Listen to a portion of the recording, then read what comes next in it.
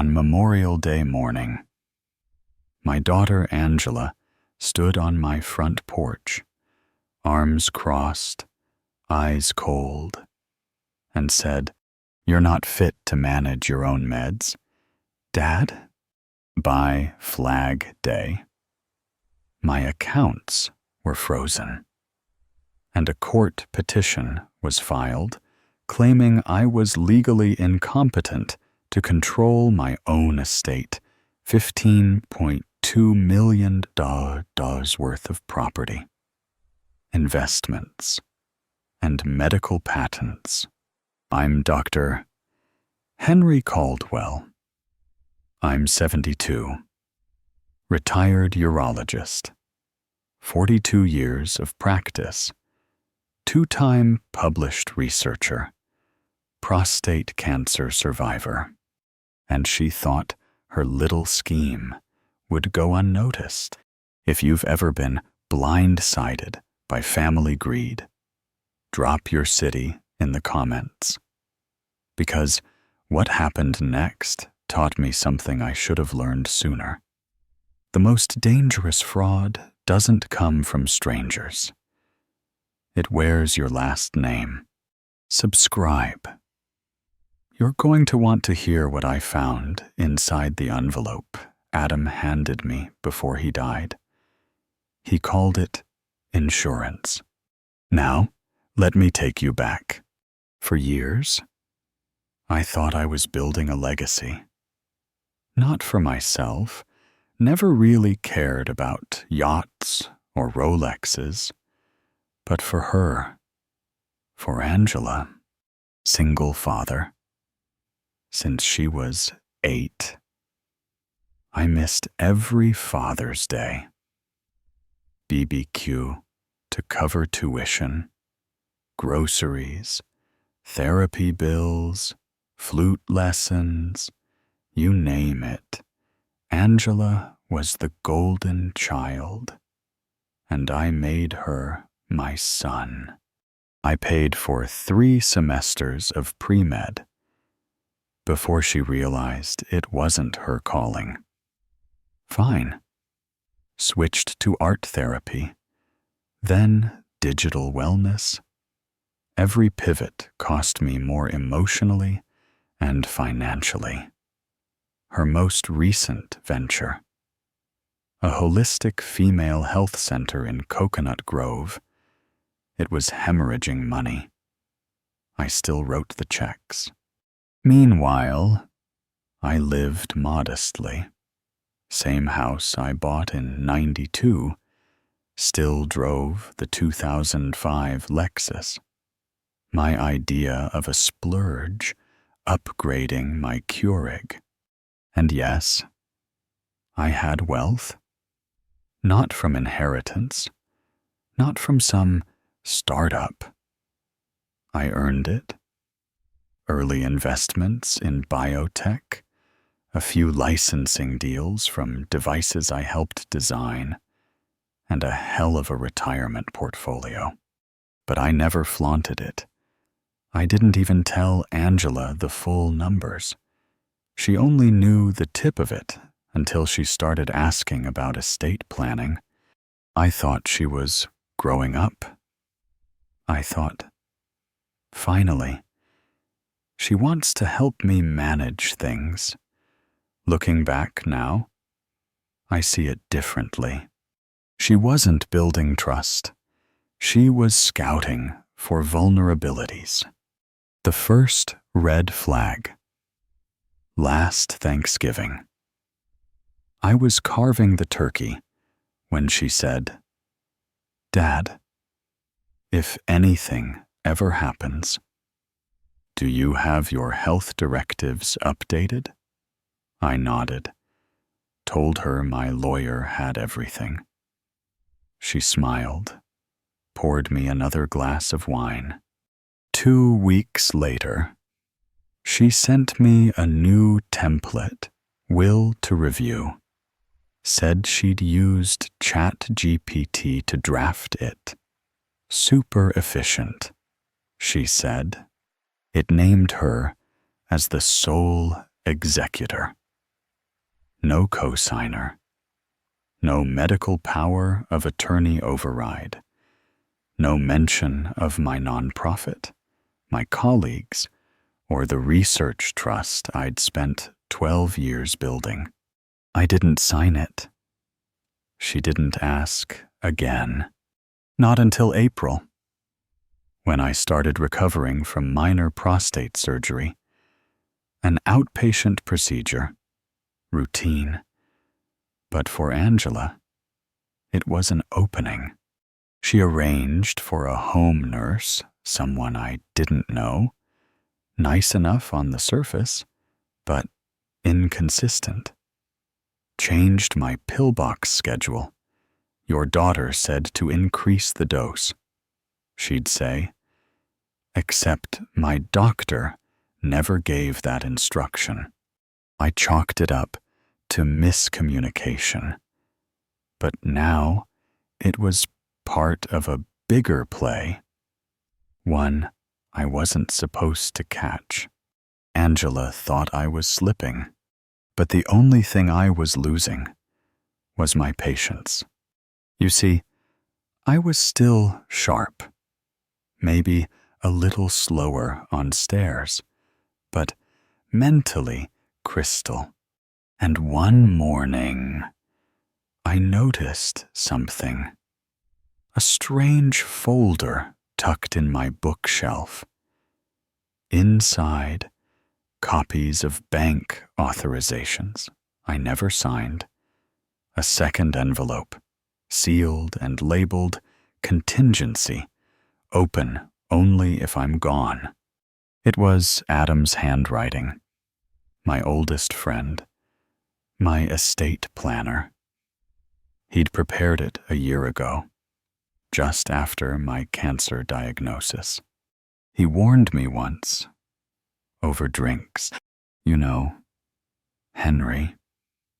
Sometimes it's not the illness that kills a legacy. It's the family scrambling before you're even gone. At the time, I laughed. Now, I wish I'd taken it more seriously, because just 1 week after Memorial Day, Angela filed for full guardianship, claimed I was mentally declining, attached a video of me disoriented in the hallway, recorded at 3 a.m., 2 days post-anesthesia. Didn't show the rest of the clip where I stood up, clear-headed, and asked her to stop filming. She didn't care about truth. She cared about control. But what she didn't count on was that I'd been documenting everything, quietly, and I was about to hit back not with rage, but with records. The moment I saw that guardianship petition, something in me flipped. Angela hadn't just crossed a line, she'd burned the whole map. She was no longer the daughter I carried through flu seasons and calculus meltdowns. She was a woman who'd walked into court, looked a judge in the eye, and said, "My father is no longer mentally fit to make his own decisions." All while I was sitting at home, sipping tea, and reading Scientific American cover to cover. She wanted access to the house in Coral Gables, appraised at $4.9 million, to the Tesla shares I bought when they were trading under $50, to the medical patent royalties that quietly brought in 6 figures each year, and she nearly pulled it off. I kept going back to those words she said on the porch. "You're not fit to handle your own meds." "Dad," she said it with such calm, such entitlement. like she was doing me a favor. But here's what Angela didn't understand. You don't spend 40 years as a surgeon without learning how to read micro-expressions, without knowing when someone's rehearsed a story a little too well. So I started doing what I'd always done when something didn't feel right. I documented. Quietly, thoroughly, relentlessly. I installed a second Ring camera pointed toward my own medicine cabinet. I kept a written log of every pill I took, every instruction I was given, every time the nurse tried to change a dosage on Angela's orders. Then came the first real crack in her plan. One morning, I received a push notification from my Chase app, attempted login from unrecognized device, 4:13 a.m. Angela had never had my banking credentials, or so I thought. That same day, I received a package addressed to her, accidentally delivered to my address. Inside, a sleek black leather folder with a cheap rubber stamp embossed with a seal that read, Florida Elder Capacity Review Board. Problem was, that board doesn't exist. I checked twice. That's when I knew this wasn't a misunderstanding. This was premeditated. I brought it all to James, my estate attorney. He took one look at the stamped document and said, "This is Photoshop. Bad Photoshop." We opened the contingency envelope Adam had written before his death. Inside was a list of action items. 1. A video clip of me explaining on record that no one was to act as power of attorney without my signature and direct verbal consent. 2 notarized logs showing all accounts in my name alone. 3. A handwritten journal Adam had kept about a similar incident with one of his clients whose son tried to pre-sign end-of-life orders. It was all there. The roadmap for what to do when trust is broken by blood. Still, I wanted confirmation. That's when James called in Glenn Morales, a forensic accountant, retired DEA investigator, quiet guy, all edge. Glenn dug into my finances, found a shell LLC called Sunpath Therapeutics, recently registered in Angela's boyfriend's name. Glenn smiled when he found it. "This is where your money's bleeding," he said. $243,780 had been siphoned off over 14 months. Small transfers, all masked as vendor reimbursements. Angela had slowly built the dam, brick by brick, thinking I'd never notice the missing flow. But I did, because I'd spent a lifetime watching numbers, vital signs, patient charts, lab results. And when something small shifts consistently over time, that's never random. It's strategy. I confronted her, not in anger, but in precision. Asked her how her wellness center was doing. She smiled, sipped her oat milk latte, and said, "We're thriving. Funny, I said. Because the LLC funding, it is registered under your boyfriend's name. And $240K of my retirement has been converted into healing crystals and Reiki training. The color drained from her face. She stammered.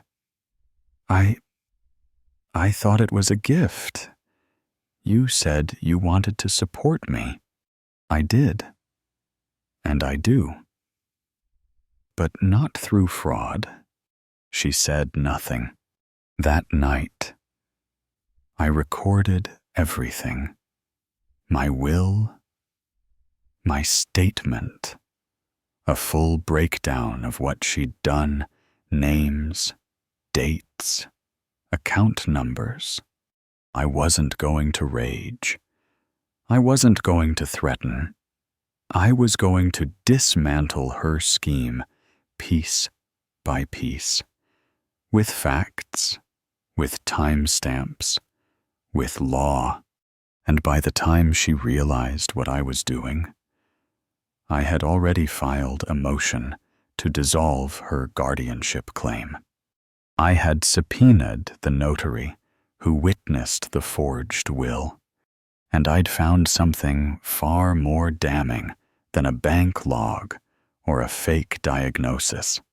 I had video, raw, unedited, ring footage of Angela telling her boyfriend, "He's old.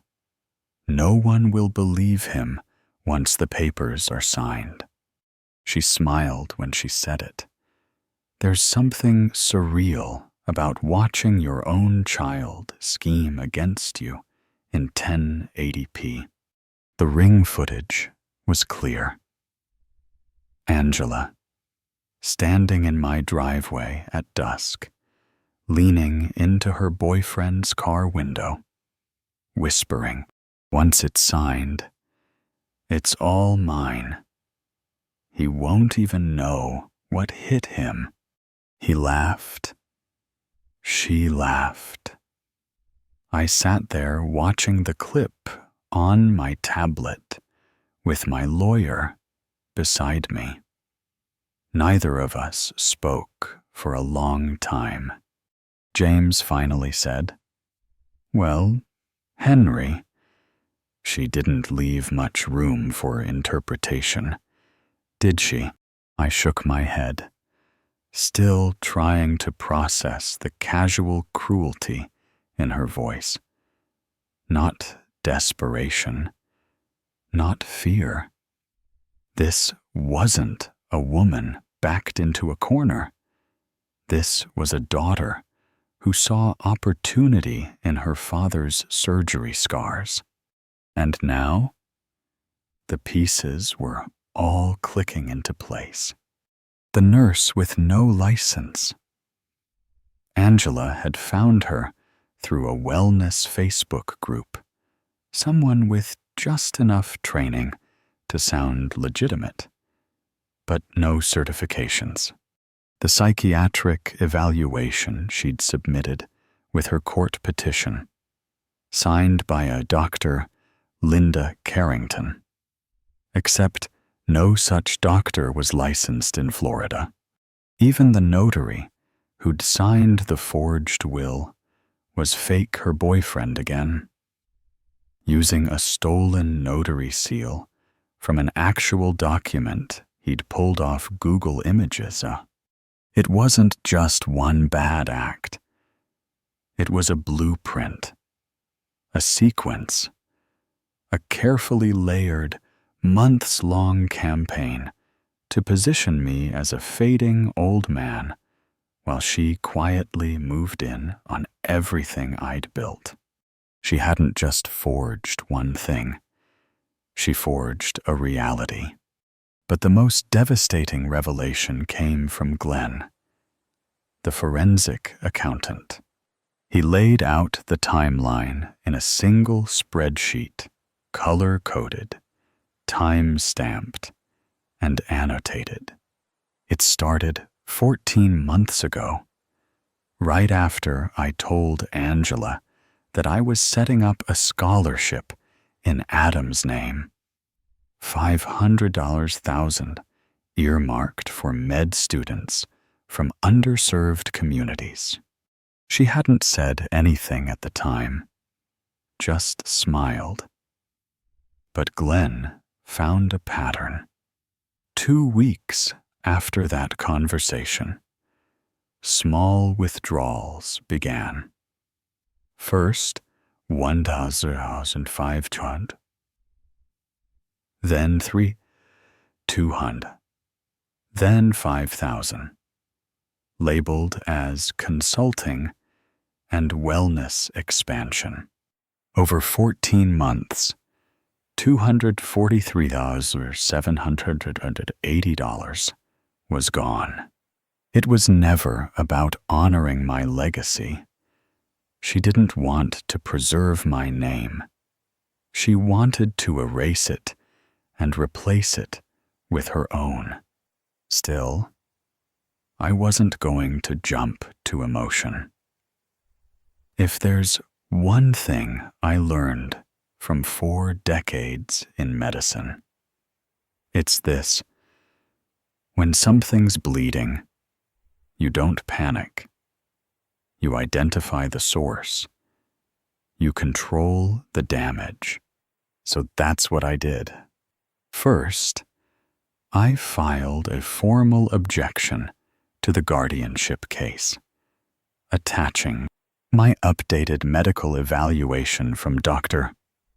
Wu. Patient displays full cognitive function, no signs of impairment. My sworn video testimony recorded 2 days prior, a notarized affidavit from James confirming the existence of my legitimate will and power of attorney. Then, we sent cease and desist letters to both Angela and her clinic, demanding immediate withdrawal of any claim to my estate and restoration of all misappropriated funds. We didn't hear back from her directly, but we did hear from her new lawyer, some TikTok famous estate attorney with more reels than rulings. He emailed James a smug little note. My client was simply trying to protect her aging father. Any suggestion of fraud is defamatory. Right. Because when you love someone, the first thing you do is forge a medical diagnosis and drain their retirement account. Still, I kept it quiet.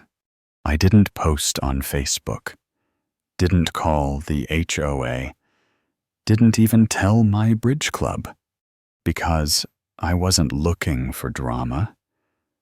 I was building a case, but I did one thing. I uploaded the ring footage to a private, password-protected site, only accessible by the court. And then I waited. 3 days later, the judge called a hearing. Angela showed up in heels and pearls, her lawyer at her side. All smiles. She didn't see me until she was seated. I walked in with James, calm, clean-shaven, folder in hand. I could see the shift in her posture, the flicker of panic behind her lashes. The judge opened with one question. Dr. Caldwell, do you feel competent to speak on your own behalf? I looked him dead in the eye. I have completed 3 surgical papers, filed 2 investment reports, and solved today's New York Times crossword without cheating. Yes, Your Honor, I believe I'm quite competent. The courtroom laughed. Angela didn't. Then James stood and said, "Your Honor, we'd like to present a video clip recorded by Dr. Caldwell's security system." Angela turned white. The judge pressed play, and in 17 seconds, the entire illusion unraveled. The moment that video played in court, you could feel the oxygen leave the room. Angela tried not to react, but everyone saw her knuckles whiten around her designer purse. The judge let the clip run twice, silent, giving the whole gallery a chance to catch every word she'd whispered outside my driveway. Once it's signed, it's all mine. He won't even know what hit him. In those 17 seconds, months of planning, all her clever scripts and fake concern fell apart. But this was only the surface layer. The judge paused the video, turned to Angela, and asked, "Ms. Caldwell, is that your voice?" Angela's lawyer objected, tried to talk about privacy, but the judge cut him off.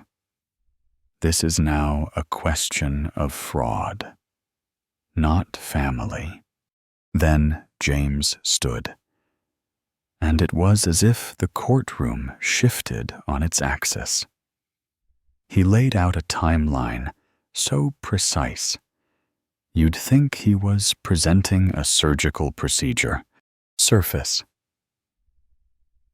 On Memorial Day, Angela began her campaign recording me at my lowest, coaching a nurse to observe cognitive decline, setting the groundwork for guardianship, conspiracy. Her boyfriend posed as a notary. Her friend forged psychiatric evaluations. That nurse, unlicensed, paid under the table through a shell LLC. James dropped a thick folder of screenshots, emails, and deposit receipts on the judge's desk. Each one matched a timestamp, a payment, a message. "Can you draft that dementia letter by Tuesday? We'll need your notary stamp again. Dad never checks his bank app, just transfer in chunks." Timeline. 14 months. From the moment she heard about Adam's scholarship fund to the day she filed for guardianship. Glenn, the accountant, broke it down line by line. A slow siphon, $3 to $200 here, $5 or $700 there. Fake wellness consulting, clinic reimbursements, and legal retainer fees for work never performed. He even found a spreadsheet Angela kept on her laptop labeled Succession Plan. Every milestone plotted: my surgery date, the court filing deadline, target date to transfer the house deed. Her plan was detailed, methodical, and arrogant enough to put in writing. Now the courtroom was tense. Every eye locked on her. The judge asked her again, "Is any of this true?" Angela's lips trembled, but she didn't answer. So James handed over one last piece, the sensory detail that tied it all together. An envelope. It still smelled faintly of the lemon-scented sanitizer the notary used. Funny the things you notice under pressure. Inside was the original, notarized will I'd signed years earlier. Every page carried a faint watermark visible under the court's document camera. My signature matched. My witnesses were real. Adam's note was attached. In his own handwriting, Henry insisted on every safeguard. He trusted carefully, because he knew trust is where families break. The room fell quiet. The judge looked at Angela, then at me. He turned the pages slowly, then finally spoke. Ms. Caldwell, the evidence is overwhelming. Your guardianship petition is not just unfounded, it's malicious. The court finds ample cause for referral to the state's Elder Abuse and Fraud Division.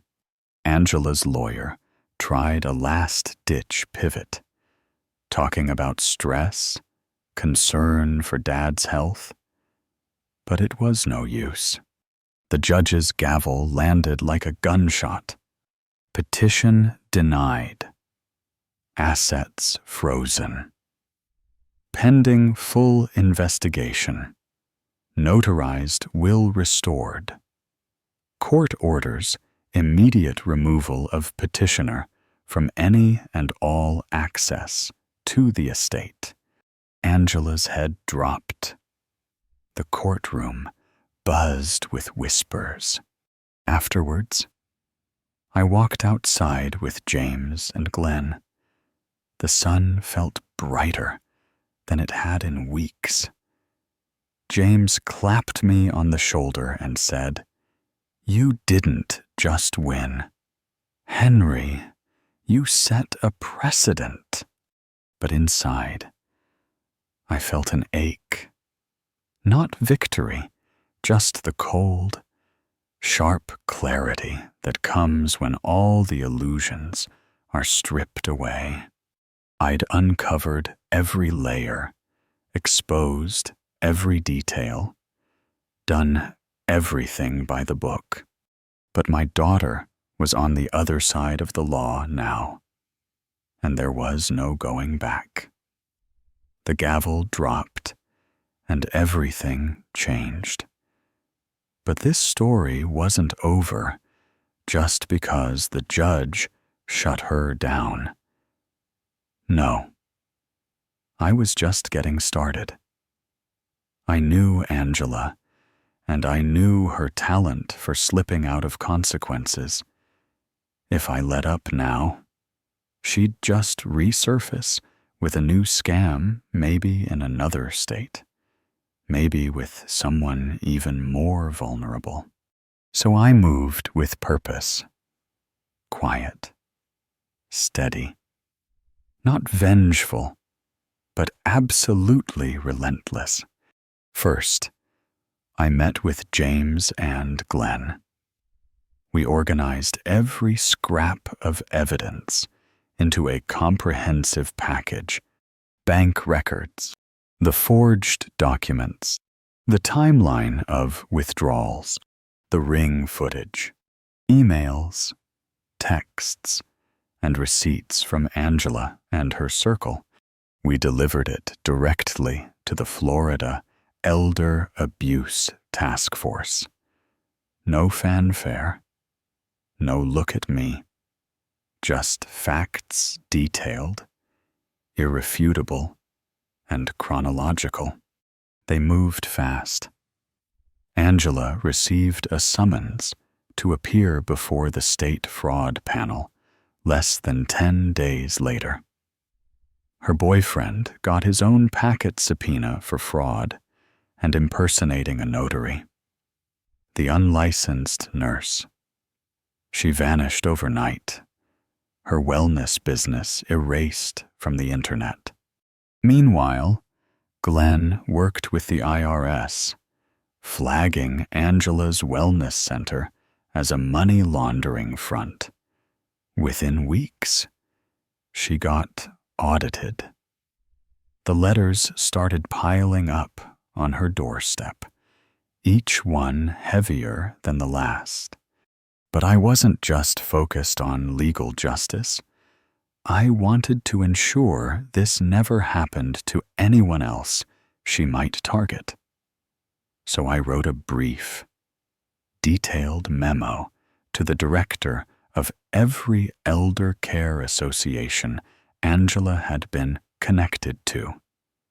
No dramatics, just the truth. This is what happened. Here's the evidence.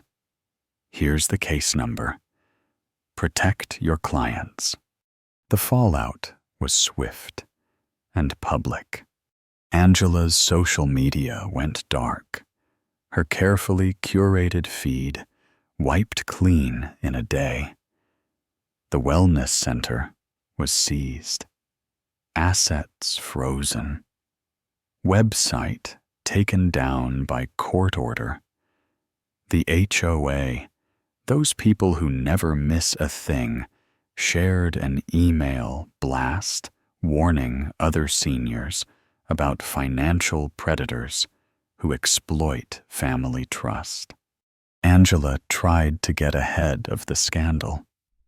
She posted a teary apology on Facebook, begging for privacy, spinning her actions as a daughter, desperate to protect her father's health.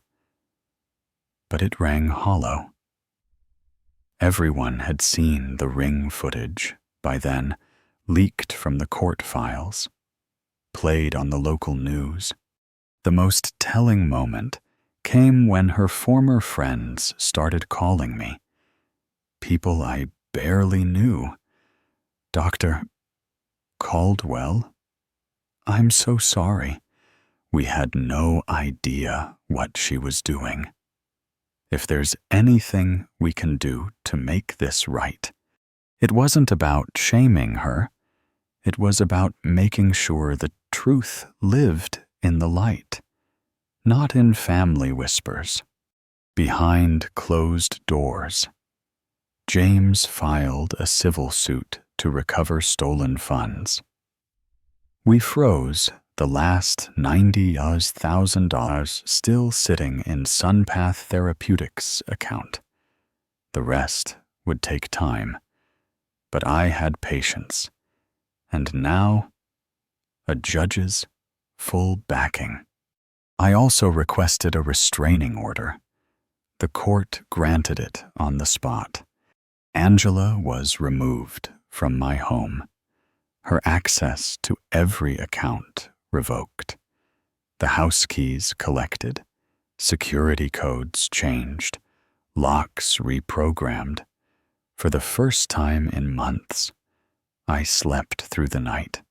I could have stopped there, but Adam's envelope had included one last piece of advice: leave the door open to redemption, but never at the cost of your safety. So I did just that. I instructed my lawyers to offer Angela a single path forward: full confession, public apology, and mandatory financial counseling. If she complied, I'd support therapy and pay off a fraction of her legal debt, not as a reward, but as a lifeline for Lucas, her son, my only grandson. If she refused, the criminal charges would stand, and I'd press for the maximum penalty allowed by law. Angela hesitated for weeks. Then one evening, a short email arrived in my inbox. Subject line, I'm ready to talk. Sometimes justice isn't about punishment. It's about clarity, boundaries, and a new equilibrium. Angela had tried to erase my legacy, but all she did was force me to draw lines I should have drawn years earlier. Now, with the system working in my favor. I could finally look ahead, not over my shoulder.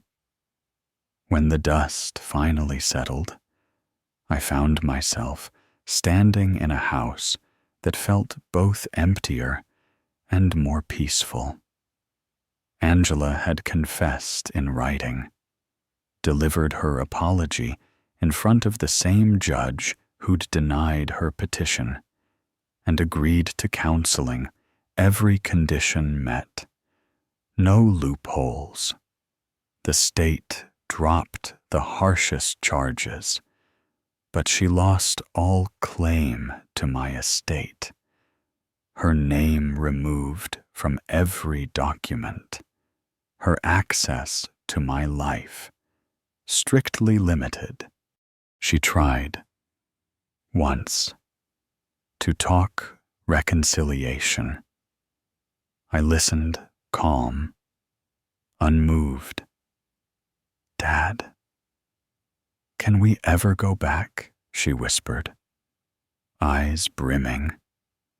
I shook my head gently. "I hope you heal, Angela, but trust takes years to build and a moment to break.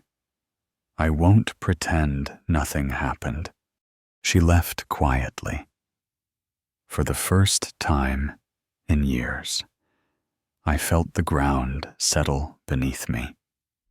Justice isn't always about seeing someone punished. Sometimes it's knowing you stood your ground, protected your dignity, and drew the line no one crosses again. 6 months later, my life is calmer, smaller, and honestly more authentic than before. I've rebuilt my routines.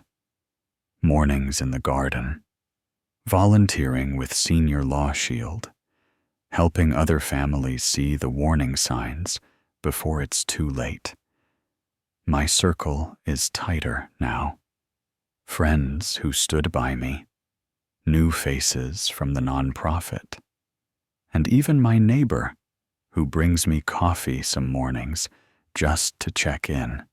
I think about Angela, but I don't regret my choices. Boundaries matter more than blood. I wish her well from a distance, hoping she finds something solid in herself. As for me, I finally feel safe in my own home, respected in my own life, and at peace with the decisions I made. If you were in my shoes, would you have pressed charges or offered forgiveness? Let me know in the comments. And if this story hit close to home, subscribe. There's more to talk about, and you're never as alone as you think.